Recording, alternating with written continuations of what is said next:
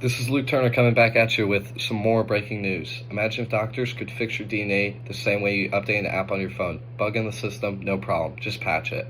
Well, scientists are actually working on that. Instead of sending in code, they're using viruses. Yeah, you heard that right, viruses. But before you panic, these viruses are actually helping save lives. Today we're talking about retrovirus gene therapy, a cutting-edge medical technology that uses modified viruses to treat genetic diseases. Retroviruses are a type of virus that can insert the genetic material directly into host DNA. Scientists have taken advantage of this ability to create treatments for diseases like immune disorder, certain cancers, and inherited conditions. So why does this all matter? Because instead of just treating symptoms, gene therapy has the potential to fix diseases at their source, our genes. Let's break this down. A gene is a piece of DNA that tells your body how to function, kind of like an instruction recipe.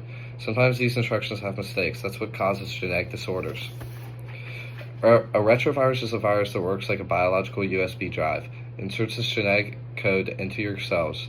Scientists modify these viruses so they're harmless, then use them to deliver correct versions of faulty genes into a patient's cells. Think of it as if you get a set of Legos and the instructions are in the wrong language. The retrovirus would fix it so you can understand it. So basically we took something that used to make us sick and turned it into medicine. That's a pretty wild plot twist. According to research by Hayward in 2017, retroviruses have evolved specifically to integrate their genetic material into host DNA. This makes them uniquely useful for gene therapy because they can permanently insert new genes into cells.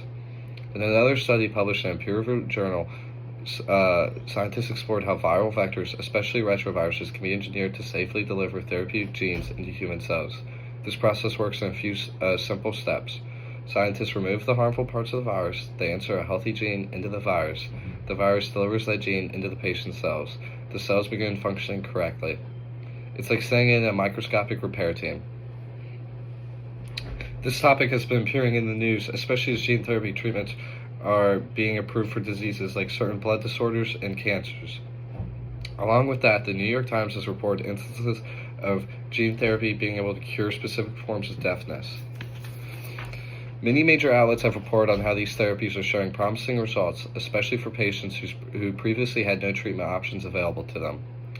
Retrovirus gene therapy isn't just in labs, it's showing up in everyday life too. For example, you might have seen discussions about gene editing or DNA treatments on social media, or maybe you've heard people talking about curing genetic diseases instead of just managing them.